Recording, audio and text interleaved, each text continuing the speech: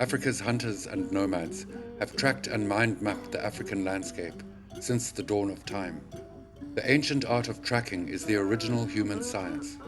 But today, Africa's hunter-gatherer and nomadic cultures face relentless pressure to abandon their ancestral territories and traditional lifestyles. Industrialization and climate change now threaten Africa's oldest cultures. But they are using modern technology to show that they are in this to adapt and survive. African hunter-gatherer and nomad representatives held a workshop in Namibia on ways to strengthen ancestral ecological skills and to fuse these with modern geospatial mapping techniques.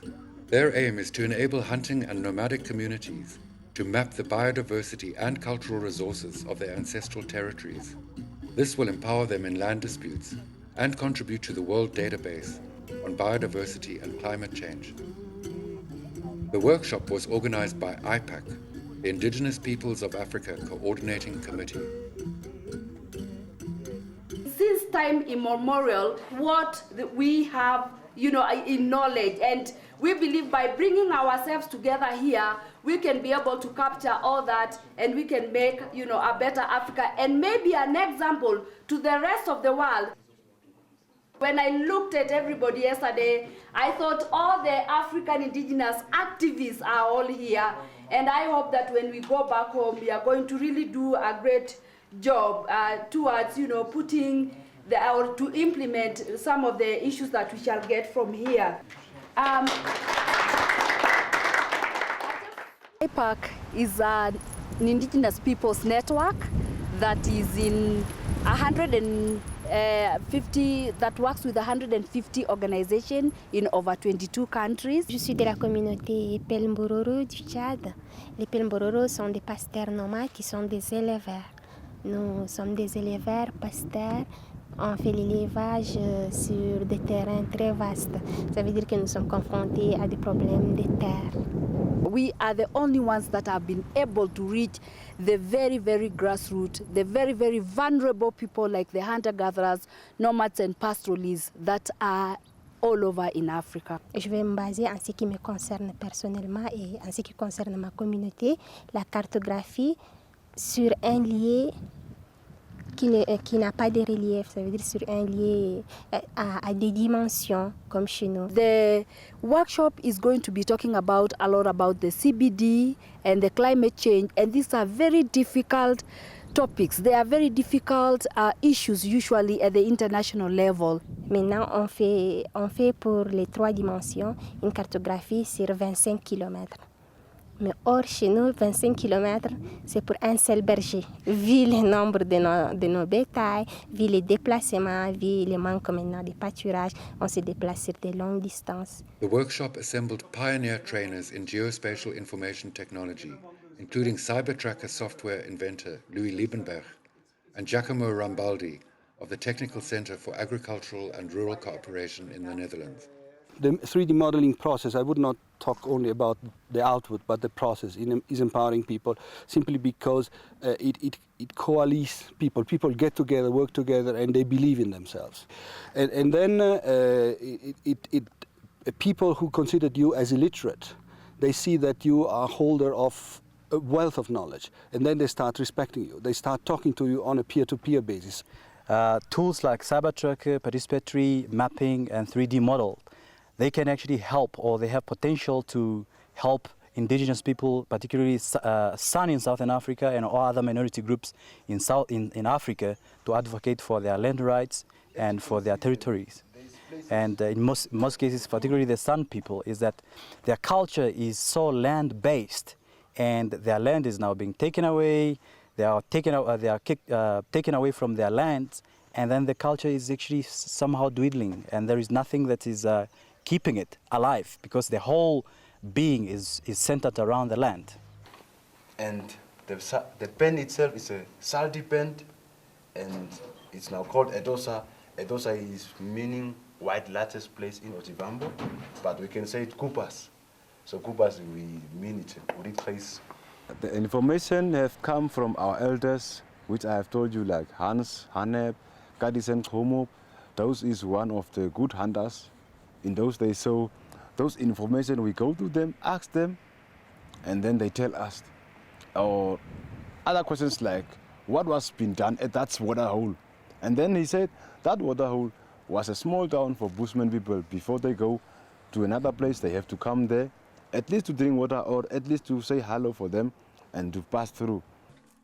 Tracking is humanity's original mapping skill. Trackers must be fluent in the languages of time and weather, and in animal and human behavior. To be able to read and write is not an evolutionary competence of human beings. We only learned it very, very recently. So it seems that tracking is the underlying intellectual framework that allowed us later to be able to read and write, to recognize words. So a tracker recognizes a print on the ground the same way that you and I recognize a word on a page. Karawa here, this is a kudu that he have run down using the persistence hunt, which we now believe may well go back almost 2 million years. It may well have been the very origins of hunting itself, long before the bow and arrow was invented or dogs were domesticated. Louis Liebenberg took workshop delegates into the field to demonstrate the use of Cybertracker. And then I can just input the jackal track. So select the jackal icon. When the triangle shows, it's captured the GPS position and it's saved the data. You have to tell it whether it's a male or female. But if you don't know, there's also an option of saying, I don't know whether it's male or female. Once you tap that symbology for cloven animals, it gives out the next page. It gives the whole series of all those cloven animals, and then you just scroll through them. Oh, it's actually the buffalo. Notre communauté, c'est les Baguielidons, les Pygmées. Ça, c'est ma communauté. Oui, avec l'appui des ONG, je crois que je suis aujourd'hui l'un des leaders qui défendent les intérêts de notre communauté. Donc ici, là. Donc, maintenant, donc, on introduit ça à l'ordinateur. Ça prend tous les points que tu as eu à travailler dans la journée. Ça introduit ça à l'ordinateur maintenant. Et comme ça, vous sortez une carte. Dans notre pays, nous avons fait des cartes des territoires des Pygmées qu'aujourd'hui, parce qu'il y avait tellement de problèmes avec le voisin, ou problèmes du terrain, aujourd'hui, on a fait sortir des cartes qui sont déjà bien limitées. Cybertracker is already in use by sand trackers in a Botswana biodiversity project. This little bird would be early this morning. Basically, we are trying to create a wildlife corridor between the Central Kalahari Game Reserve and the Kalahari Transfrontier Park. The sand trackers have the skills to identify the tracks. So what we are doing, we are sort of using the technology and then the traditional knowledge to monitor those resources. Yeah. So we have trained about with 13 trackers now to use the Cybertrack. The tracking skills are sort of fading away between generations. We believe this technology is now going to encourage even younger generations to know what the tracking skills is, because now it's more like into the computerized system. So I think it's quite a good future for tracking skills in the Kalahari. I think the most powerful aspect of this tool is that it enables marginalized communities to capture their knowledge in a way that can be used scientifically to monitor wildlife, especially with climate change, with changes in the ecosystem. They can provide a wealth of information of ecosystems which would otherwise never be able to get. So we go into the field with the Cybertracker and mark all the plants that are there. So if somebody wants to take out additional plants, then they need to come and ask permission from the project to say that he's going to take a certain amount of plants out and where exactly is he going to take it out. So that's how we manage our plants.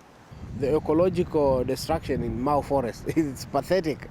I mean, at around 400,000 acres, Mau Forest, the home of the Ogiek, is one of the biggest water catchment areas in the whole of Eastern Africa. But maybe about half that forest has gone to agriculture. It's now clear territory. Sometimes you may even assume that there was never a tree there. The Ogiek of Eastern Mau specifically have done a participatory 3D mapping, and they did it in August 2006. That was the first time in about 30 years that the 21 clans in the area came together to work on an issue. That was a big advantage, bringing people together, solving conflicts. And then there was also a lot of intergenerational transfer of knowledge. The OGIEC in early August took the model to Nakuru town, where they called a press conference to claim the ancestral rights over the eastern part of the Mau and to show the world the deep knowledge they have about that part of the world. The idea of doing mapping in Niger comes since 2 years only. Unfortunately, within the 2 years, the situation in the country the conflict come back. We are just continuing to discuss with elders, with indigenous population, with Tuareg people there. So we did the first step. We finished discussing. We finished drawing the first step of mapping, but we cannot now implement the mapping because the conflict is open. War is open, total war.